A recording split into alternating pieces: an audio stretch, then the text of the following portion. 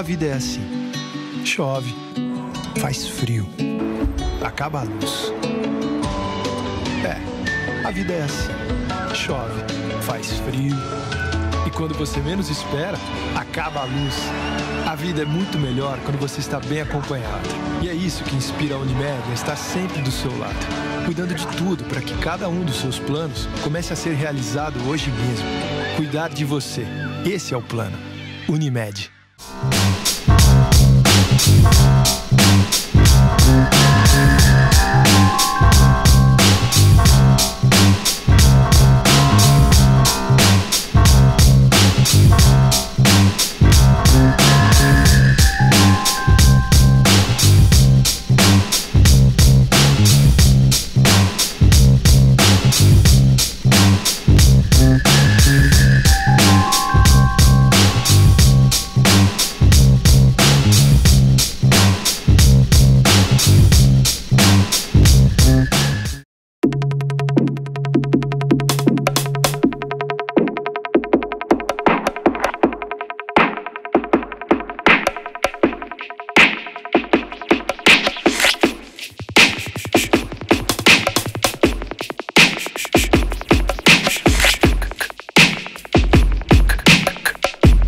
Programa Opinião Livre, sempre entrevistas com pessoas inteligentes, interessantes para você no canal 20 da NET ou aqui na internet no site opiniãolivre.com.br.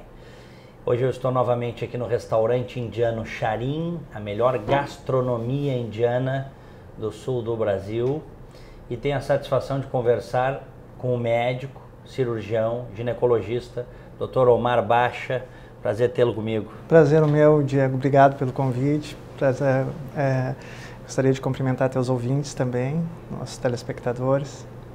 Tive a satisfação de conversar com o Dr. Basha na Rádio Bandeirantes, no programa Rádio Livre. Ele participou de um dos meus debates e fiquei muito impressionado, assim, porque nós estamos falando de um jovem, 41 anos, que tem uma especialização espetacular no exterior, viveu, somando os dois períodos, 7 anos no Canadá, é um especialista em cirurgia oncológica, ginecológica, né? Exatamente. É isso? Exatamente. E decidiu voltar para o Brasil, fazer o movimento inverso daquele que muitas pessoas estão fazendo. Eu estava lendo ontem que no ano passado, cerca de 18.500 brasileiros deixaram o país para morar no exterior. Eu já tinha o dado de que 50 famílias por semana, esse dado me foi passado por um amigo, vão morar no exterior, vão para os Estados Unidos semanalmente. 50 famílias por semana. Enfim, pode ser um pouquinho mais ou menos, mas tem muita gente debandando, Dr. Omar Basha. Eu imagino. E o senhor conversou com muitos brasileiros lá, né? Sim, tinha amigos lá e as pessoas ficaram muito impressionadas quando eu disse que eu estava voltando, porque eu, na verdade, eu estava bem no Canadá, eu estava lá trabalhando como médico, como professor da Universidade de Sherbrooke, né, morando em Montreal, e as pessoas não entenderam por que eu estava voltando. Depois de 5 anos, nessa segunda vez, eu fui a primeira vez em 2008, fazer uma especialização de 2 anos. Fiquei lá até 2010, voltei para o Brasil já com uma proposta para voltar para o Canadá.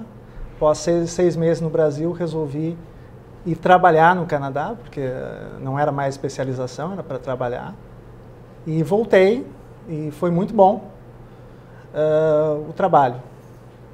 Mas E ficou 5 anos? E fiquei 5 anos. Já virou canadense ou não? Não virei. Mas pode virar. Poderia virar, faltava menos de um ano. Faltava pouco. Um ano para virar. Mas aí outras coisas acabaram somando e pesaram na minha decisão e da minha família. Perfeito. Esposa, filho. Isso, Diego. Então, decidiram todos voltar. Nós tivemos um filho faz 8 meses. E, na verdade, o imigrante, e eu posso falar tranquilamente por 95% dos imigrantes, porque eu convivi muito com imigrantes brasileiros, o imigrante, ele sente muito uma solidão. O brasileiro lá acaba se aproximando dos seus pares, né? A maioria dos nossos amigos, e fora do hospital todos eram brasileiros, e uma sensação de que nós estávamos sozinhos, sem a família, e foi isso que pesou. Falta de referências também, eu te diria. Não só a família, mas talvez de ver pessoas falando sobre o churrasco, futebol. É isso aí. Parece mentira, mas é.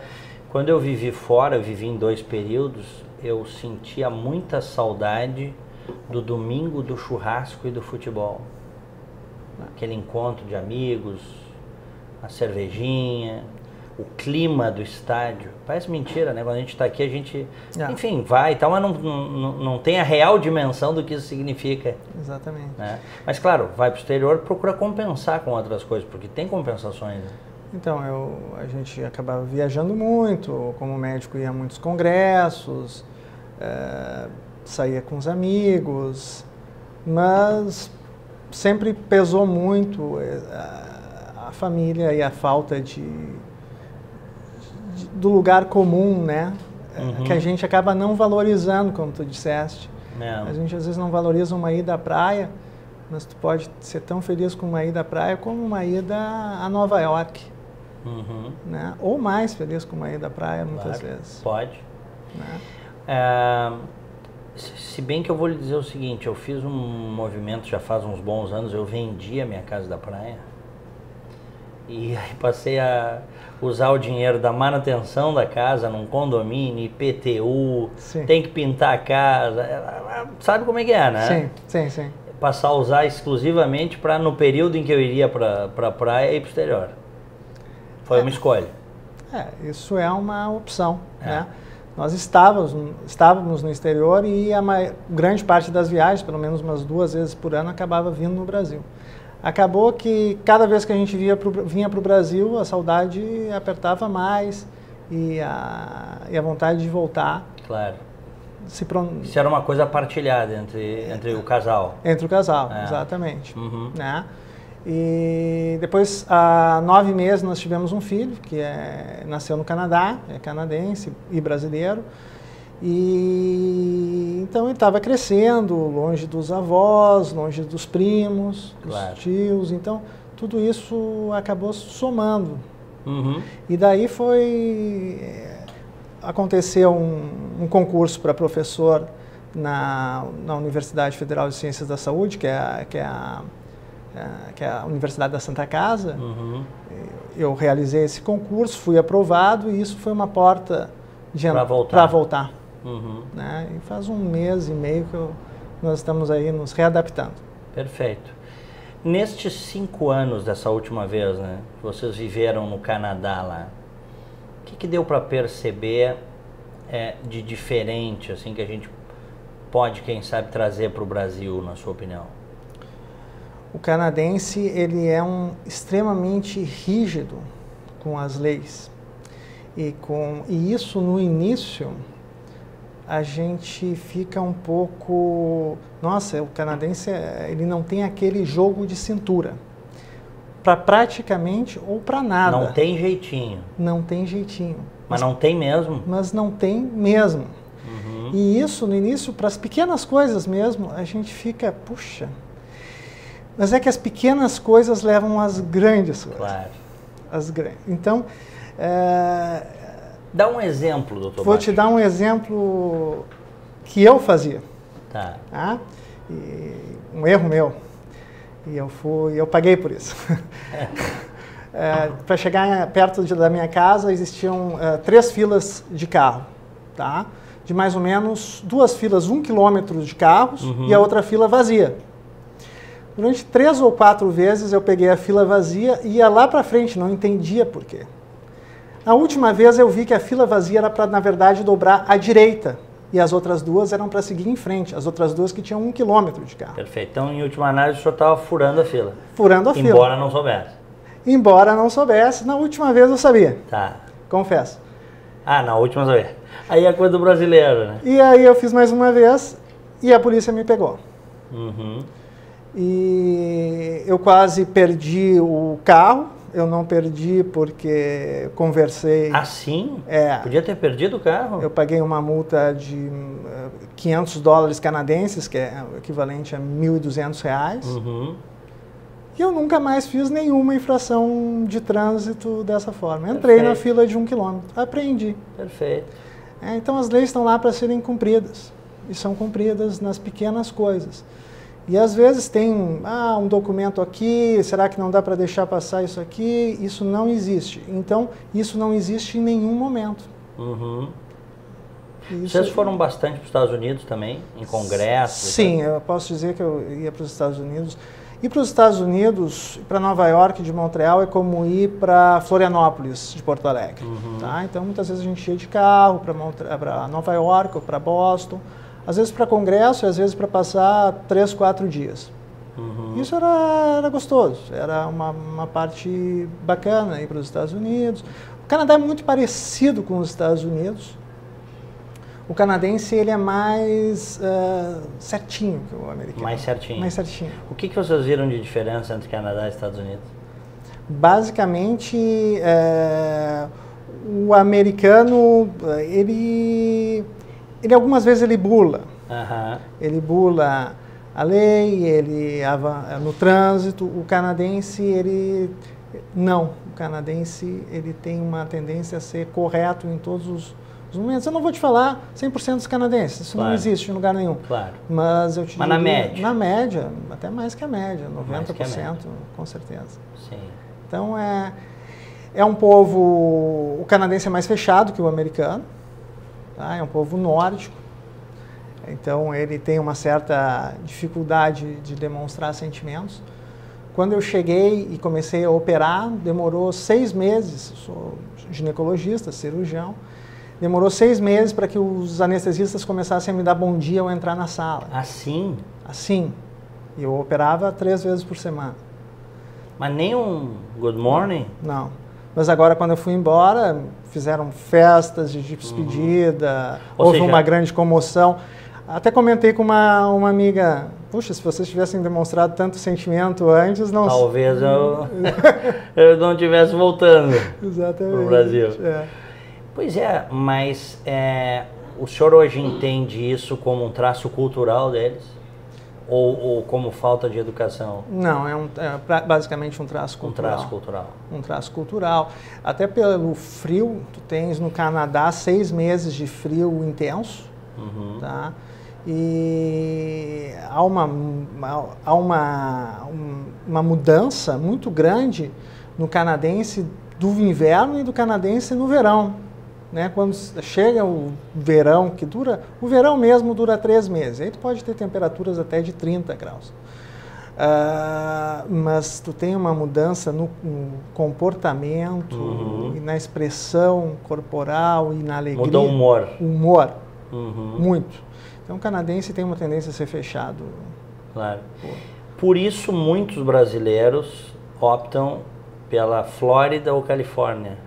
Que consegue ali mesclar quando migram, né? Exatamente.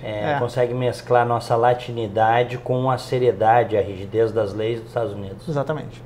Que talvez não seja tão rígido quanto o Canadá, mas certamente bem mais rígido do que muitas vezes acontece no nosso país. Claro. Dr. Omar Bacha, a sua especialidade é cirurgia oncológica e ginecológica? Isso, essa é a minha especialidade. Eu faço cirurgias ginecológicas também gerais, né? Muita videolaparoscopia, cirurgia minimamente invasiva, que é aquela cirurgia que é um espetáculo. O paciente opera e sai no dia seguinte.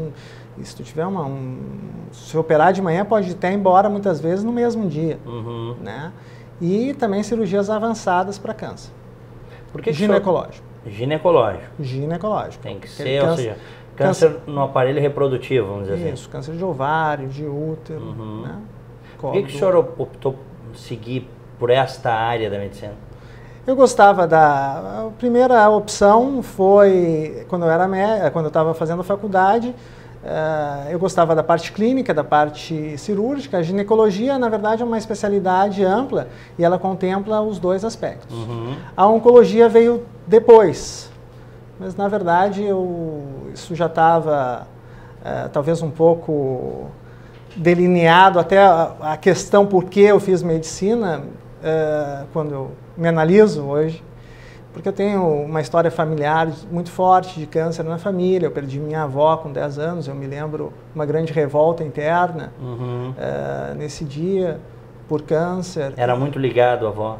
Era ligado à avó. Eu tive um tio também que acabou falecendo por câncer. E tudo isso, no final da ginecologia, eu decidi que esse seria meu caminho. Daí eu tinha feito 3 anos de ginecologia, fiz mais 3 anos de cirurgia oncológica geral no Brasil. Trabalhei 2 anos na aeronáutica e fui para o Canadá fazer uma especialização específica em ginecologia oncológica que não existe no Brasil, né, durante 2 anos. E quando eu acabei essa especialização é que eu fui convidado para permanecer lá. A medicina, enfim, evoluiu e continua evoluindo muito. O senhor falou dessa cirurgia com vídeo, né? Videolaparoscopia. Isso. Coloca a câmera dentro do paciente. São pequenas incisões, né? Então, o que causa dor, hoje em dia se sabe que é o diâmetro, a extensão da incisão, né? Então, são pequenas incisões de 0,5 centímetros. E tu trabalha com 3 ou 4 instrumentos que entram nessas incisões. Um desses instrumentos é a câmera, o outro tu tem um instrumento de corte. É uma cirurgia normal, tu tem um instrumento de corte, tu tem um instrumento de preensão e tu realiza a cirurgia com essas mínimas incisões. Esterectomia é a cirurgia de retirada do útero. Exatamente. É isso? É isso. Quanto tempo dura essa cirurgia? Olha, eu já fiz essa cirurgia em 1 hora por videolaparoscopia. Né? Hoje eu tive uma com meus residentes, estava fazendo ensino, né, na Santa Casa, então demorou um pouquinho mais do que 2 horas, né, porque daí nós vamos devagar. Eu opero um lado, o residente opera o seu lado, eu tenho que ir cuidando, né, porque eu sou o responsável pelo paciente. Claro que daí demora mais, mas se não 1 hora, 1 hora e meia. Neste caso, é a retirada do útero em função de tumor? Hoje era um caso benigno, com uma paciente, na verdade, que tinha uma suspeita de tumor, né? Mas não era um câncer. Muitas vezes pode ser por um carcinoma de útero, né? Ou um carcinoma de ovário, às vezes benigno também, por miomas, fibromas uterinos, né? Pacientes que têm sangramento aumentado, dor pélvica. Existem múltiplas indicações para essa cirurgia. A cirurgia... Por exemplo, tira-se o útero, por exemplo, quando tem miomas benignos, para evitar que eles malignizem? Não. Não? Não, nesse caso não. Sabe-se hoje que miomas, menos de 1% são malignos. Tá? E a tendência para algumas pacientes é controlar esses miomas. Quando esses miomas começam a crescer muito rapidamente, bom, aí tem que se tirar. A indicação para se tirar o útero por miomas é quando esses miomas crescem muito e fazem uma compressão da bexiga ou do intestino. Essa paciente começa a ter dificuldade de urinar ou de ir aos pés, ou ela tem dor, porque esse útero pode atingir enormes proporções. Eu lembro quando eu era menino, uma vez vendo numa enciclopédia, era muito pequeno, e vendo numa enciclopédia as doenças do sexo, né, dizia ali, né, contagiosas. Sim. E aí mostrava ali, né, coisas como cancro, por exemplo, certo? Exatamente. Isso existe ainda, doutor? Infelizmente, no nosso meio tivemos uma reativação de sífilis. Voltou a sífilis? Recentemente, então, nos últimos anos, colegas que trabalham com obstetrícia, porque a sífilis na paciente gestante é muito grave, porque ela acaba atacando o bebê e causando danos sérios. E houve uma reativação no nosso meio muito importante. Uma doença que pode ser evitada com o uso de preservativos, um cuidado. Infelizmente, não é isso que tem acontecido no nosso meio. Esses dias eu fui num posto de saúde vacinar meu filho e fiquei muito feliz em ver preservativos que estavam sendo distribuídos gratuitamente. Mas o que acontece, provavelmente muitas pessoas acabam não usando, isso é lamentável, né? Hoje em Porto Alegre nós temos 2% das gestantes que são também HIV positivos. É um dos mais altos, altíssimo índice, é um dos maiores do Brasil. Aqui? Aqui. Bem, mas hoje se costuma dizer aí popularmente que ninguém mais morre de HIV, é verdade isso? As pessoas que tratam HIV e que usam corretamente sua medicação têm sua vida prolongada, assim, até 20 anos ou mais. Dizer que ninguém mais morre não é verdade. Seria um excesso. Existem pessoas que não tratam e existe, claro, pessoas que infelizmente, apesar de todos os tratamentos, uma minoria acabam falecendo, mesmo tratando corretamente. Nós vamos chegar... Mas o mais comum é as pessoas que não tratam acabam falecendo. Claro. Nós vamos chegar à cura do HIV? Qual é a sua Eu acho opinião? que nos próximos anos não, mas há uma tendência ao HIV se tornar, como tu bem disseste, uma doença crônica. E está se tornando, como a diabetes, como a hipertensão. Né? Então, é uma doença hoje controlável, mas tem que ser bem controlada. Perfeito. Mas os próprios medicamentos vão evoluir, continuam evoluindo. Estão evoluindo, os para-efeitos têm diminuído, né? Então é bem interessante nesse sentido. Assim como está acontecendo muitas vezes com casos de câncer também, né? Hoje em dia tu consegues fazer tratamentos de quimioterapia que os pacientes quase não têm nenhum para-efeito. Já está assim, O que não acontecia de forma alguma 20 anos atrás, Claro. quando tu teria que talvez hospitalizar pacientes para fazer o mesmo tratamento. Claro. O senhor está otimista, imagino, com a saúde, com o desenvolvimento da saúde, sobretudo nos países mais desenvolvidos. E o que o senhor viu agora quando voltou? Bom, nos países desenvolvidos realmente a coisa está indo numa progressão geométrica, exponencial. É impressionante o que está acontecendo em termos de pesquisa e a cada ano novas possibilidades de medicamentos.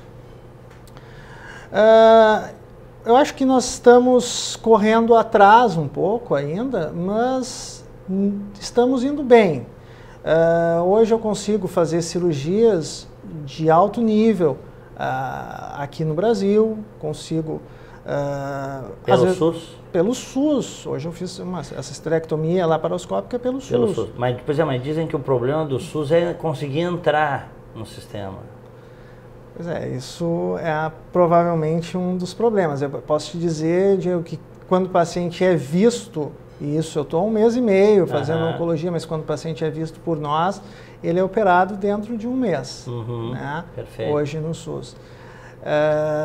Realmente a entrada do sistema pode ser problemática, eu não tenho como te dar esse dado. Perfeito. Bom, mas muito recentemente. E a Santa Casa, né? Na Santa Casa. É SUS na Santa Casa. A Santa Casa também tem um histórico já há bastante tempo de muita eficiência, né? Santa Casa, depois de alguns anos, se tornou um hospital público-privado, né?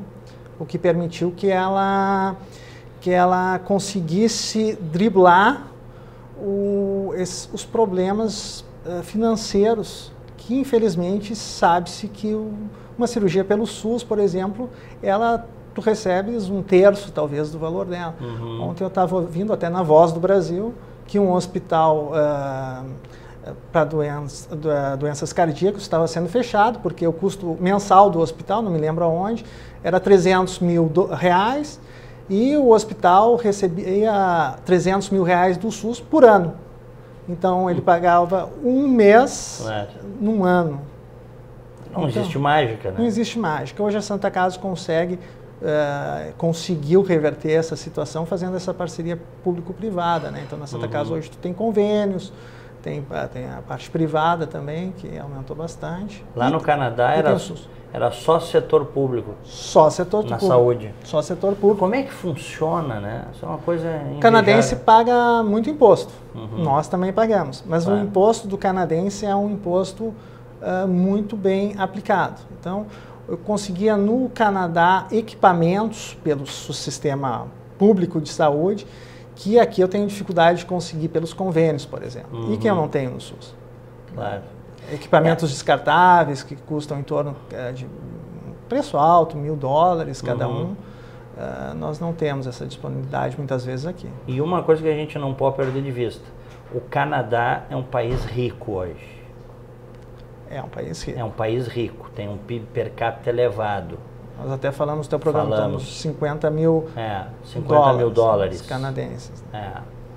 Não, $50.000 americanos. Americanos. O Brasil tem um PIB aí que na faixa dos $11.000. Dá uma baita diferença. Mas também acho que existe uma organização da sociedade canadense, né? No direcionamento desse dinheiro. Né? Corrupção no Canadá existe, mas não é comparável. Né? O Canadá tem um liberalismo econômico, então... É um país liberal, né? Empresas privadas, né? A maioria das empresas privadas pagam alto imposto, mas quando a empresa é privada, o sujeito quer que a empresa dê dinheiro, ele vai contratar pessoas que trabalhem, ele vai gerar mais empregos e muitas vezes, infelizmente, a empresa pública não funciona dessa forma. Mas eu andei lendo, só para a gente fechar aqui, que vários canadenses estão migrando para os Estados Unidos para ganhar mais dinheiro. Impostos. Mais baixos, né? No Canadá eu pagava 50% do meu salário de imposto. Nos Estados Unidos em torno de 35%, 30%, alguns estados bem menos até. Né? Então, realmente. E o dólar, agora há uma disparidade, está 1,3 para o dólar americano. Então, realmente. Outro fator que leva os canadenses a migrar para os Estados Unidos de longa data é o clima. O clima, claro. Eu morava na província de Quebec e os canadenses migravam muitos canadenses no inverno, quando se aposentam, eles vão para a Flórida. Tem casa na Flórida. Claro. Mais quente. Fica perto. Caribe. 3 horas de avião. Exatamente. E, como eu te disse, a vida Canadá e Estados Unidos é muito parecida, então ele acaba se sentindo um pouco em casa também. Perfeito.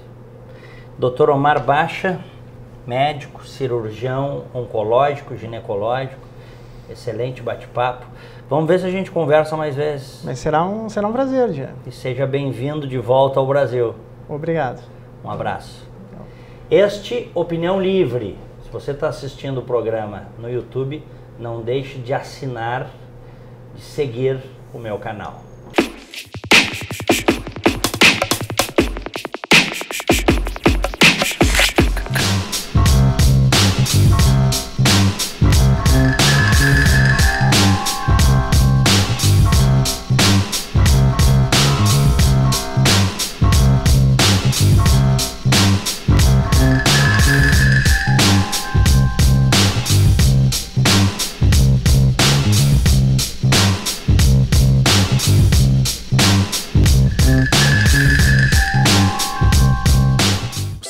FEComércio RS apresenta a energia que circula, o clima que vira, a força que rola, o aperto que passa, a ideia que troca, a gente que toca, o desejo que anda, o tanto que gera, a vida que gira.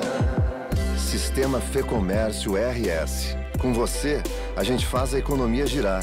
Com você, a gente faz a vida se movimentar. Ser gaúcho é preservar as tradições, é valorizar a educação e acreditar que um futuro melhor nasce nas páginas de um livro. É nossa tradição trabalhar duro, temos orgulho do suor que escorre do rosto. Ele reconforta a alma e sedimenta uma vida digna. É nossa tradição valorizar o passado para desenvolver o futuro. CMPC Celulose Rio Grandense. Desenvolvimento é a nossa tradição. A vida é assim. Chove, faz frio, acaba a luz. A vida é assim. Chove, faz frio e quando você menos espera, acaba a luz. A vida é muito melhor quando você está bem acompanhado. E é isso que inspira a Unimed a estar sempre do seu lado, cuidando de tudo para que cada um dos seus planos comece a ser realizado hoje mesmo. Cuidar de você. Esse é o plano. Unimed.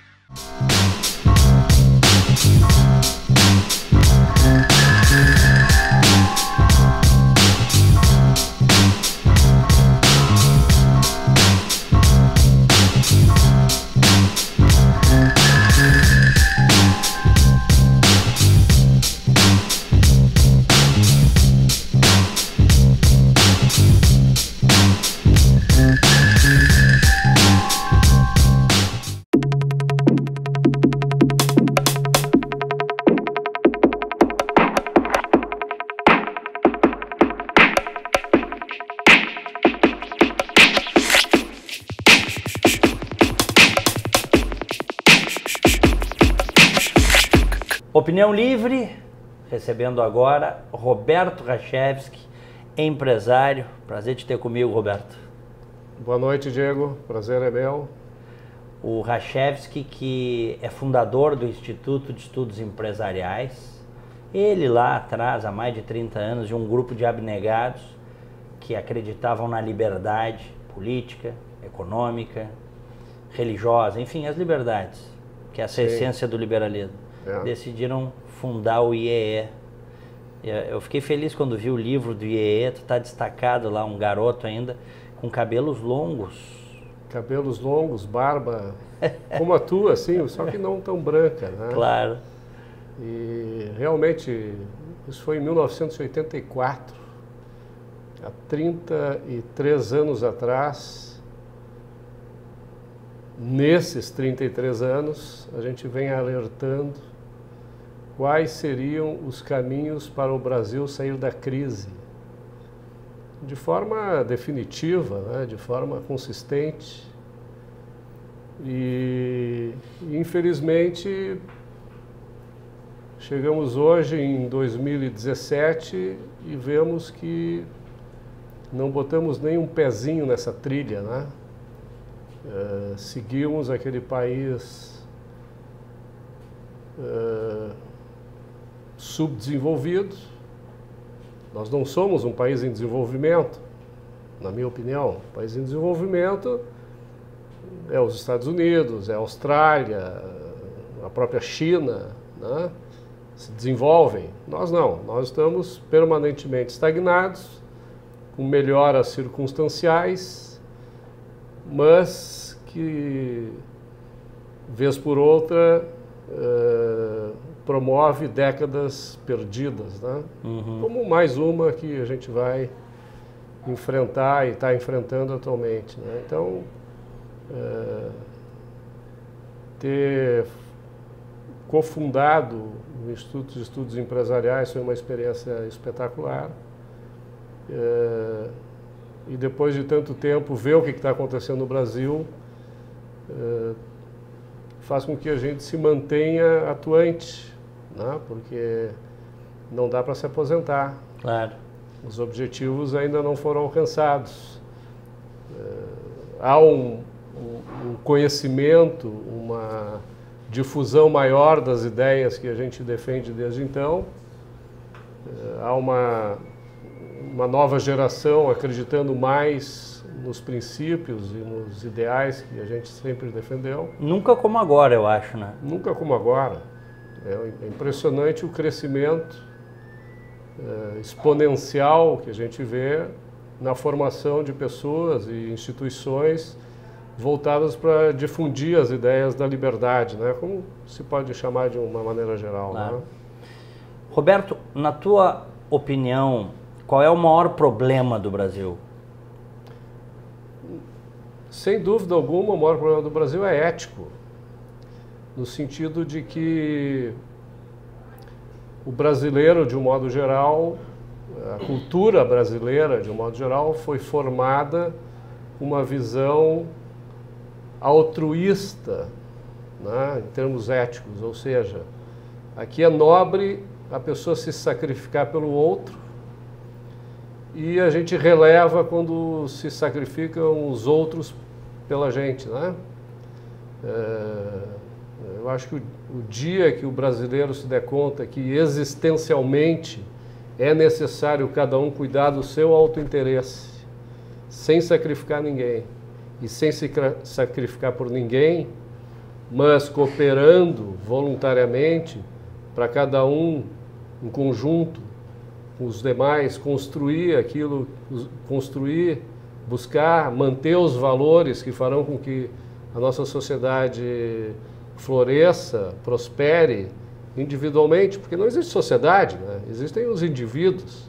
A sociedade nada mais é do que um aglomerado de pessoas.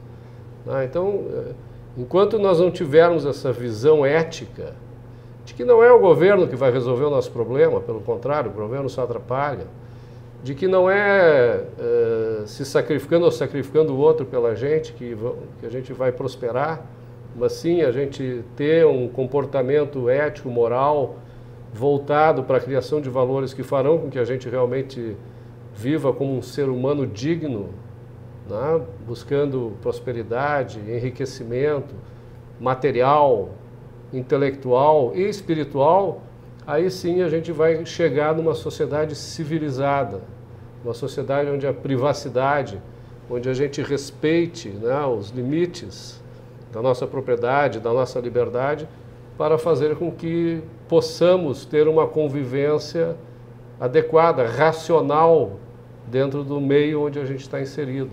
E por que nunca chegamos sequer perto disso?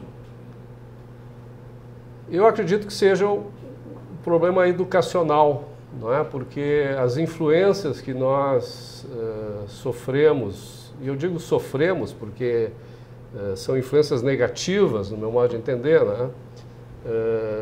As influências que nós sofremos ao longo dos séculos aqui no Brasil, elas decorreram de ideias, no meu modo de entender, nefastas, tá? São as ideias que exatamente privilegiam este pensamento ético, né? Eu não vou fazer aqui nenhuma crítica religiosa ou até mesmo pessoal, não é esse o meu objetivo, mas há na influência da educação, por exemplo, jesuítica, né, no catolicismo, há essa questão da nobreza do sacrifício, né, do altruísmo.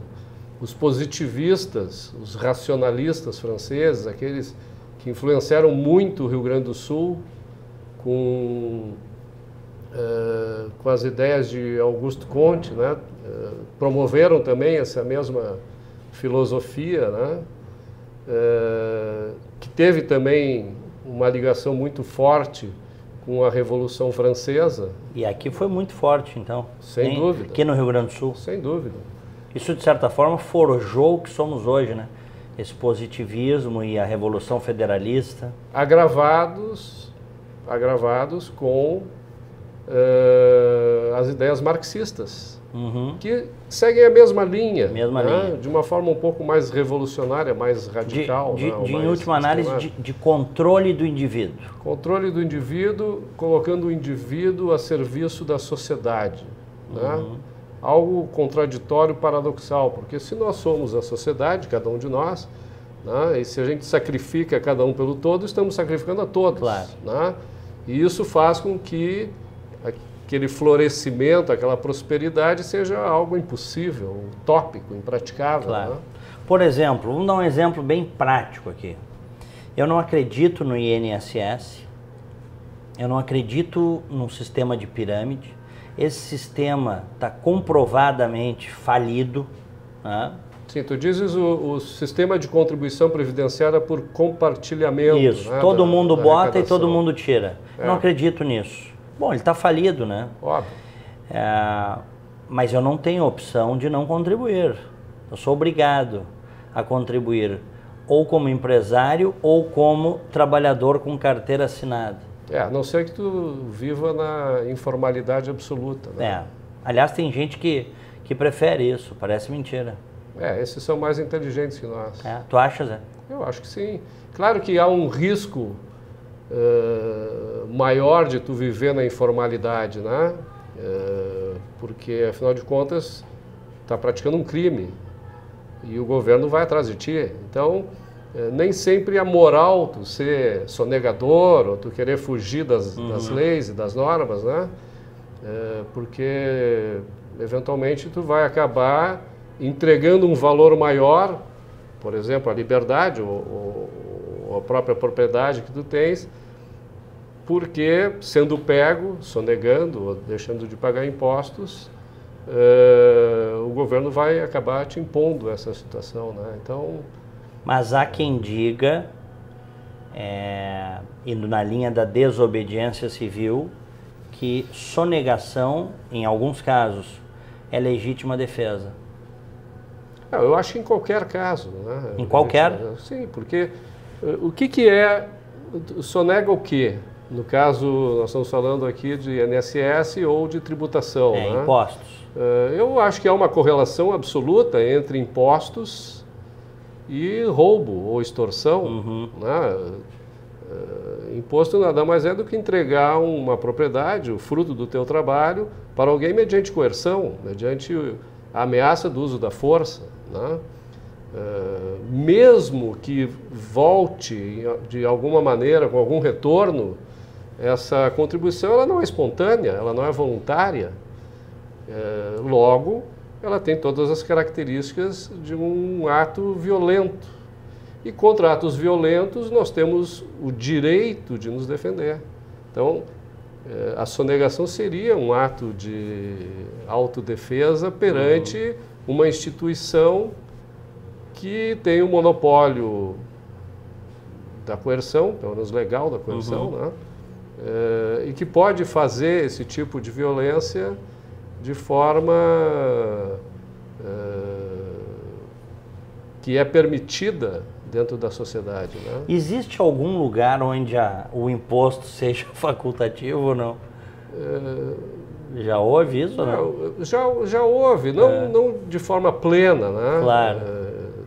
Sim, eu estou te perguntando digamos assim, em relação às comunidades que já surgiram. Há sociedades onde a tributação é maior, há sociedades onde a tributação é menor. Né?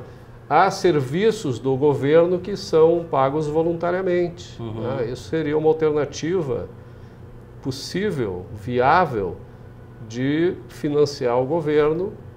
Claro, um governo de um tamanho adequado, não esse mastodôntico sistema exploratório que a gente tem. Né?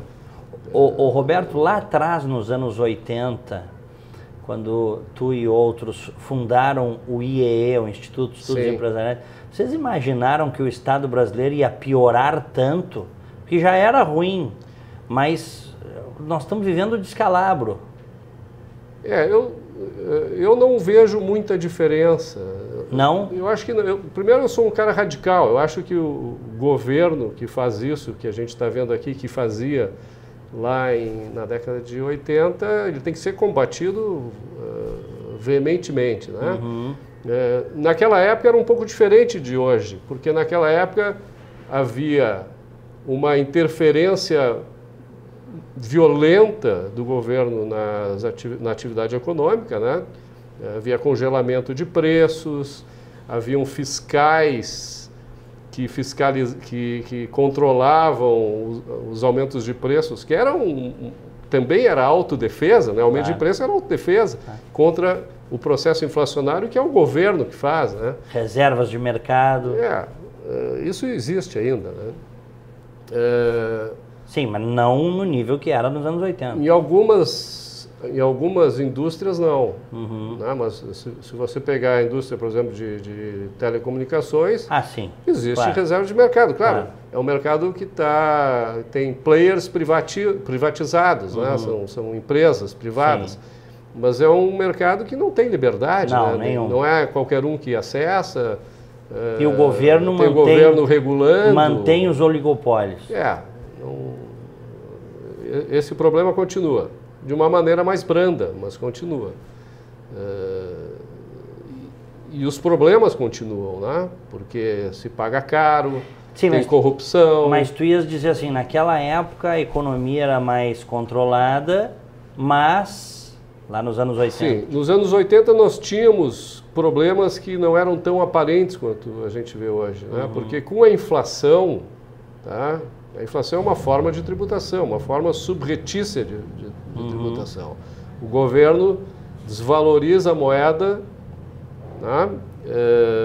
Fazendo com que as pessoas percebam, sintam que houve perda do poder aquisitivo no momento em que o governo imprime dinheiro para pagar suas contas. Como o governo é o primeiro a ter o dinheiro antes das pessoas perceberem, o valor do dinheiro que está na mão do governo vale mais do que quando ele chega lá na ponta, né? Principalmente no trabalhador, aquele que recebe salário, que precisava fazer um rancho para o mês inteiro, porque se ele deixasse para ir a semana que vem, ele comprava, até a metade do mês, ele comprava metade do que ele poderia ter comprado no início do mês. É né? isso aí. Por causa da inflação. Então o governo subtraía poder aquisitivo da população para si, e isso foi suspenso, de certa maneira, pelo Plano Real. Né?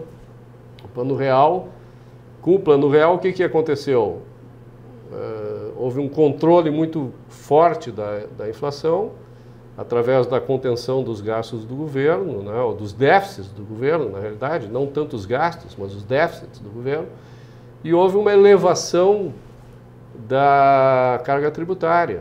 A gente vê que na década de 80, se não me engano, nós ficávamos assim, coisa de 25, 27, 28% do PIB em termos de tributação, e hoje a gente chega a 40 e poucos por cento do PIB. Né? Uhum. Por quê? Porque o governo se viu obrigado a controlar a inflação, né? Que foi substituída pela tributação maior. Eu acho que a tributação é um problema, mas eu não acho que a tributação é o nosso maior problema. E eu não acho também que o problema do governo, o tamanho que ele tem hoje, o gasto que ele tem hoje, seja o nosso maior problema. Tá? Não estou dizendo que não é um problema. Não é um baita problema, mas não é o maior. Não é. Eu acho que o nosso maior problema é a falta de liberdade.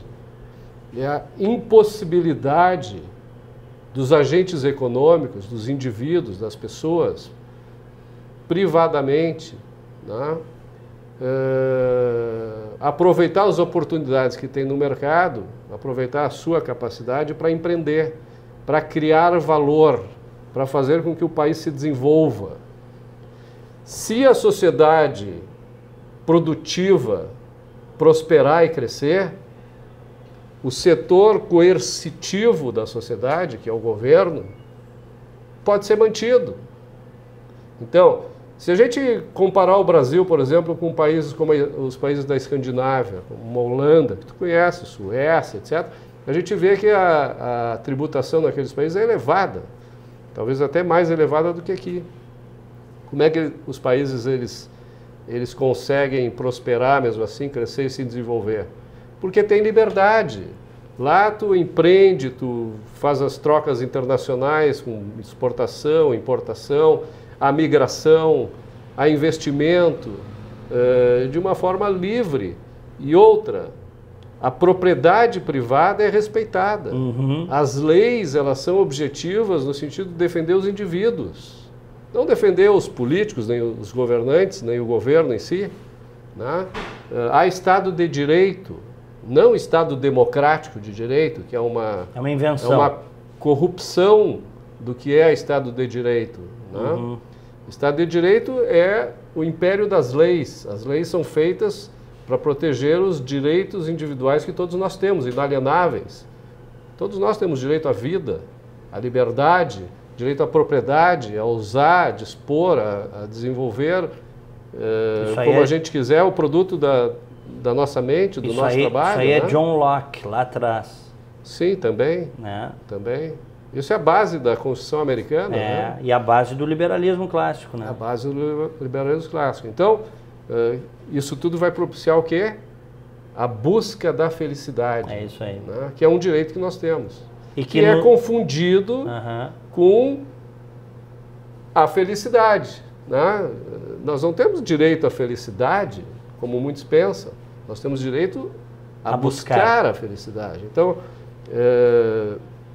hoje o que a gente vê aqui no Brasil? Uma Constituição que reproduz toda aquela visão que eu te comentei aqui, visão altruísta, né? Claro. De um tem que se sacrificar pelo outro. Aqui é um vivendo às custas do bolso alheio.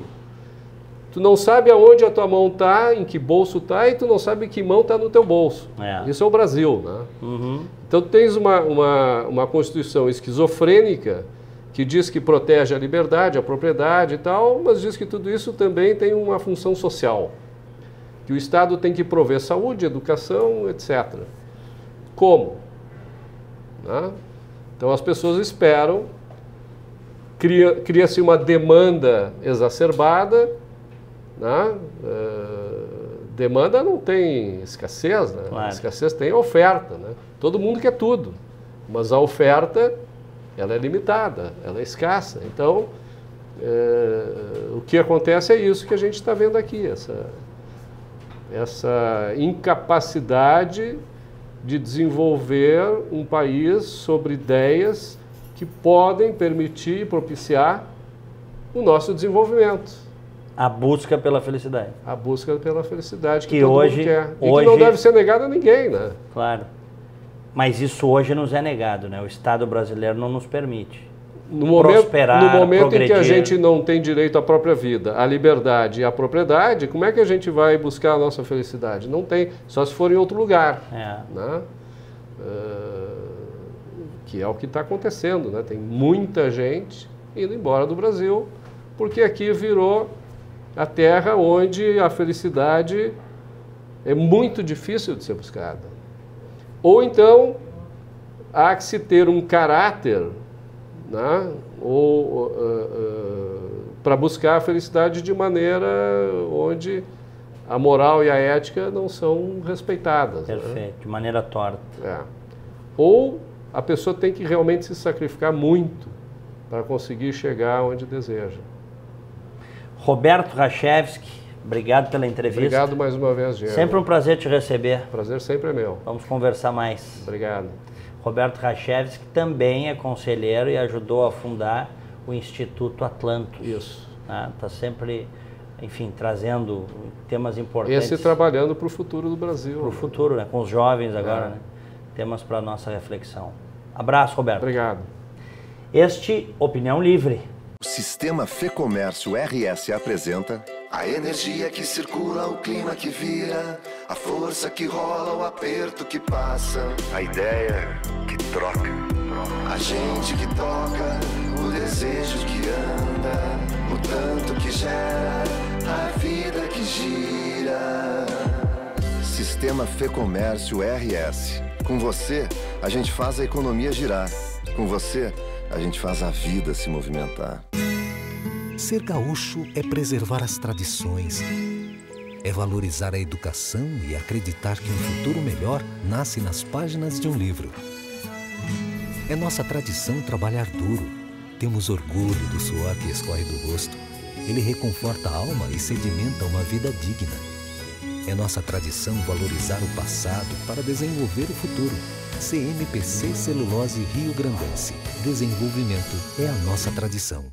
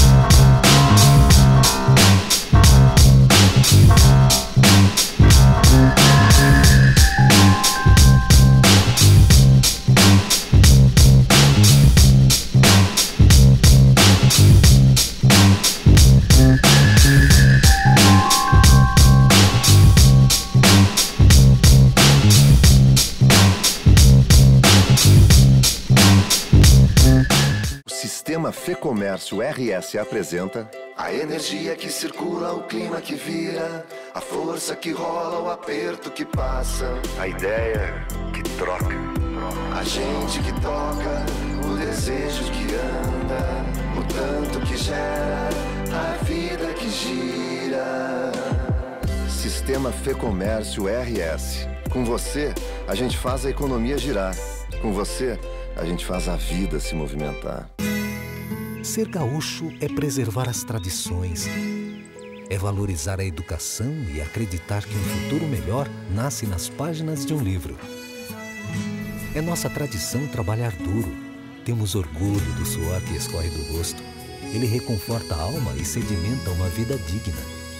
É nossa tradição valorizar o passado para desenvolver o futuro. CMPC Celulose Rio Grandense. Desenvolvimento é a nossa tradição. A vida é assim. Chove, faz frio, acaba a luz. A vida é assim. Chove, faz frio. E quando você menos espera, acaba a luz. A vida é muito melhor quando você está bem acompanhado. E é isso que inspira a Unimed a estar sempre do seu lado, cuidando de tudo para que cada um dos seus planos comece a ser realizado hoje mesmo. Cuidar de você. Esse é o plano. Unimed.